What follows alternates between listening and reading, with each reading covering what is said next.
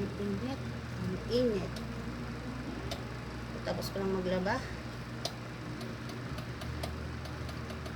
Magandang hapon guys. Meron ako dito mango. Gagawa ko ng merienda o dessert. Kung sa Jollibee mayroong peach mango pie, ako naman may mango stick. I will make mango stick. Mango stick. Okay? Meron ako dito mango. Siyempre sugar. At ang pambalot, lumpia wrapper ang gagamitin ko guys. Pambalot. Hatiin ko to sa dalawa lang. Or depende sa laki. Mamaya titingnan ko kung ilang hati ko gagawin. Okay. So ngayon nagpainit ako ng kawali guys. Ayan. Sana ba? Hindi makita. Painit ako ng kawali para sa ating mango. Lutuin muna natin siya. Ayan. Lagay ko sa heat. Okay.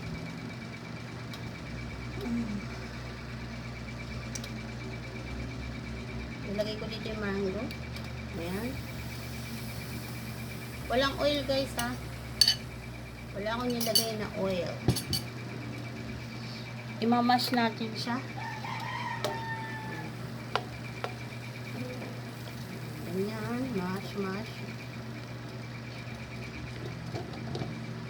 Lagyan na natin siya ng sugar.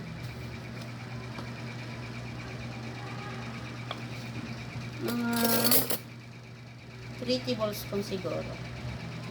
1 2 3.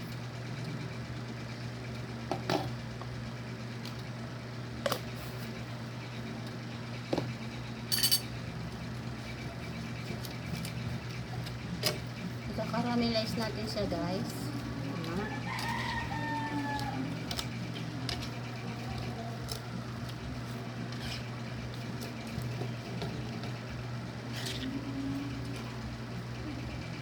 Pag nadurog na natin, balikan natin siya guys.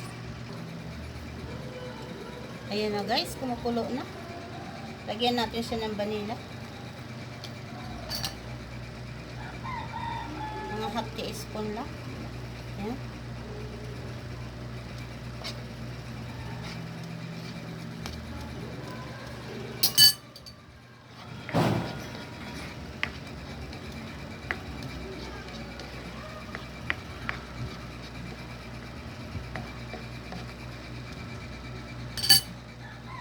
Wala akong pang-mix sa liit.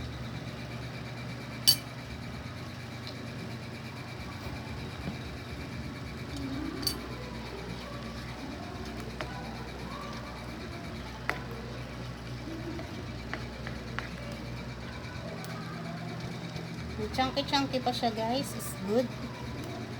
Para talagang pure na mango. Pure naman talaga yan guys. So lagyan natin ng slurry.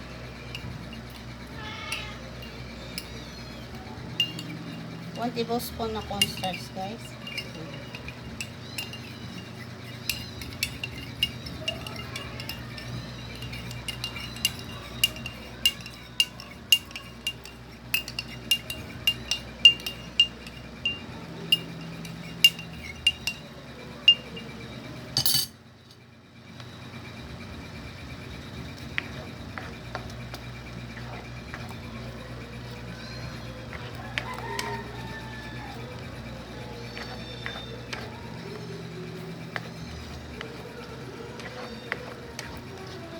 Dahan-dahan lang yung paglagay, baka sobra naman maging cake, pangit.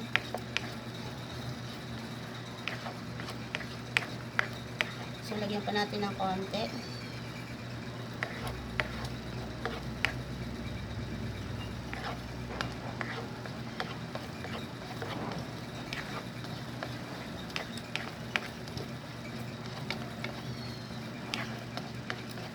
Para lang hindi siya maging malabsa, guys.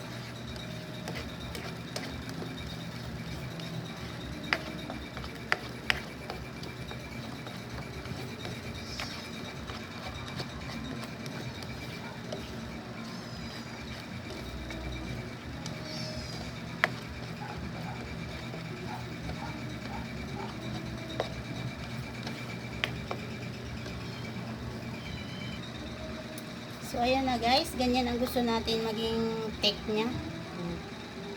Palalamigin natin siya. Saka natin ibabalot. So, guys, ayan na. Magbabalot na tayo. Hinati ko yung wrapper, guys. Para hindi masyado malaki. Ayan. Lagyan lang natin siguro mga 1 teaspoon.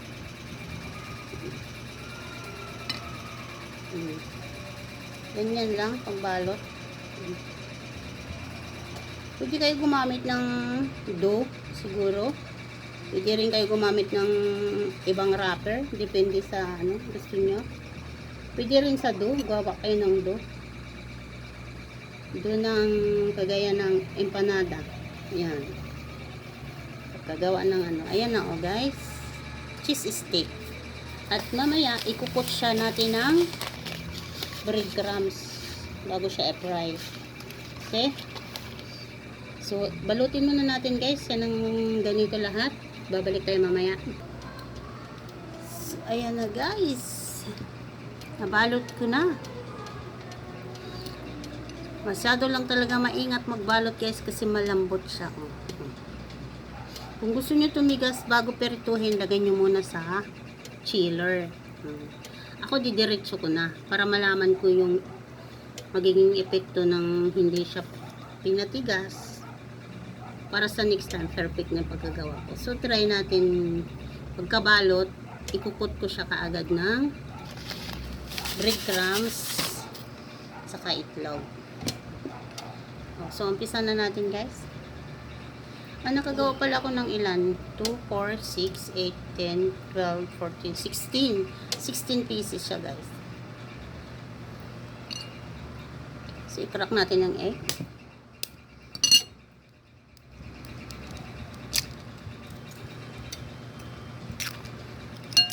I-beat natin ang itlog. Kasi dito natin isasawsaw.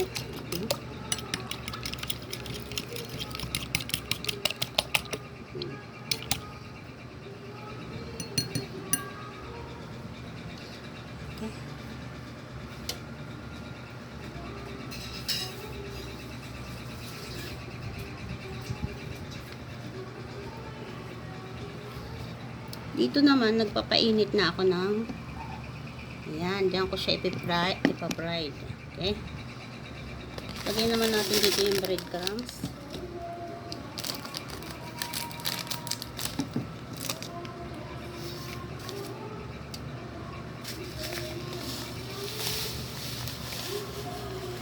Yung filling na ginawa ko guys, pwede nyo rin gawing mango pie. Kung sino yung marunong gumawa ng mango pie, pwede na yun. Ganun.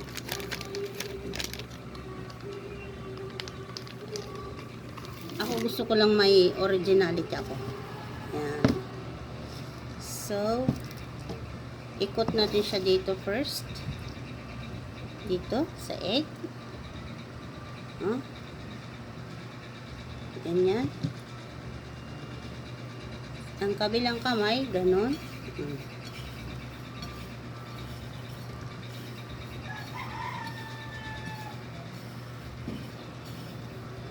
Kailangan nakakot siya guys. So lalagyan ko na ng oil yung yung aking pagpipirituhan para uminit na.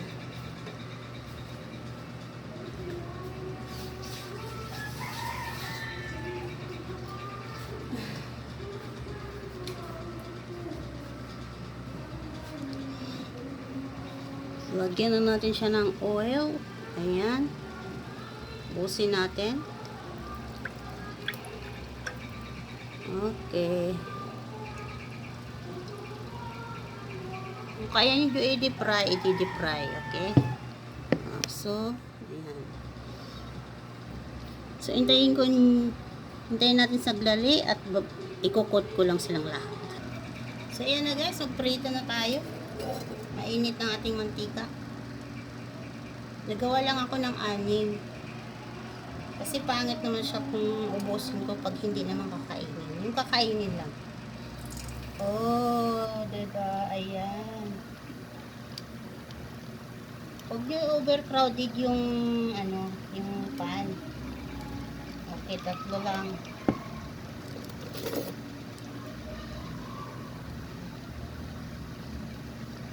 Tapos dahan-dahan natin siya babalik ta rin guys.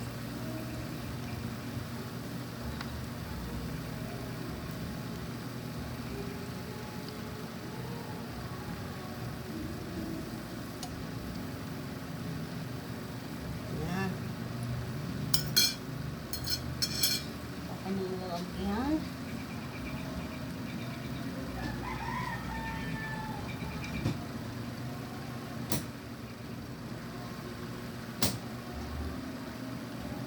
Wala akong paper towel, kaya patayuin ko na lang siya dito sa mangkok. Hintayin lang natin siya mag golden brown. Ikot-ikot natin siya.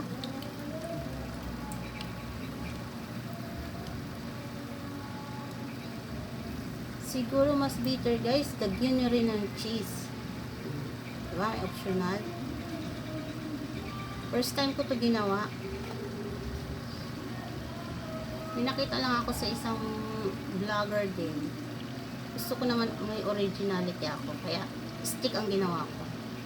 Siya kasi ginaya niya yung peach mango pies ng Jollibee. Pero ang ginamit niya na wrapper ang tasty bread. Sliced bread. Marunong din ako noon. Gusto ko lang maiba yung sa akin. So, ayan na guys. Yung brown na siya. Oh. Pwede na natin siyang kunin.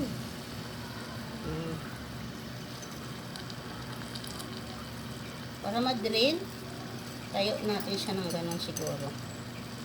Kaya ayaw niya tumayo. Kailangan may paper towel talaga siya guys. Oops. Yan.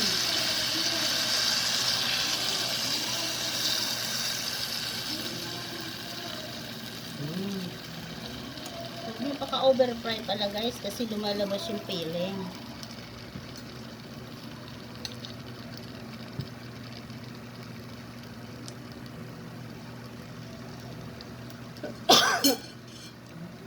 O either reduce nyo yung heat. Kaya natin sa medyo.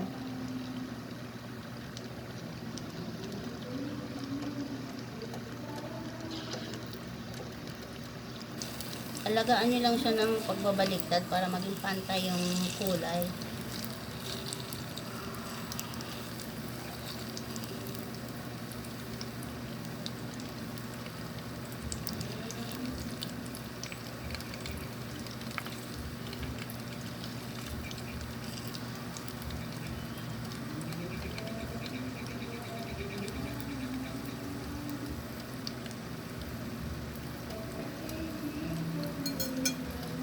Nakikita nyo ba yung aking piniperito guys?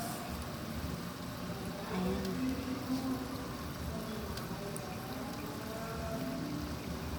So ayan guys, pag na-over siya ng fry, lumabas yung peeling niya.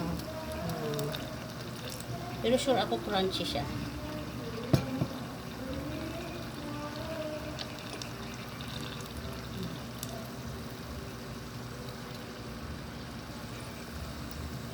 Huwag nyo talaga susugatin para hindi rin siya lumabas yung huwag nyo bubutasin yung wrapper. One day, tatry ko siya, doon naman yung gagamitin ko.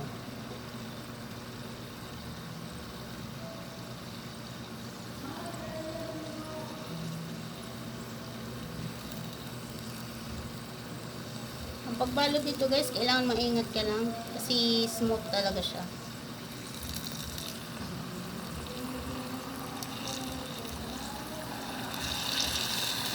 Ayan.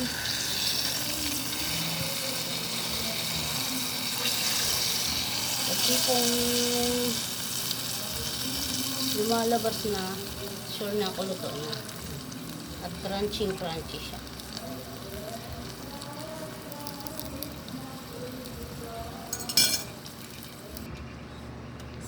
So, ayan, natikman na natin.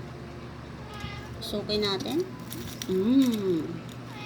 Slice. Wow. Yun ang feeling, guys. Oh. Ayun. Oh. Medyo mainit pa. Ang bangon niya, guys.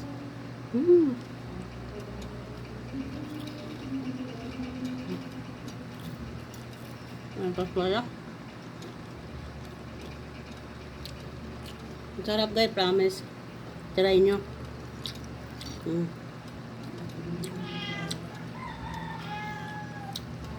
Grabe sarap. Kaya bye guys. Try nyo.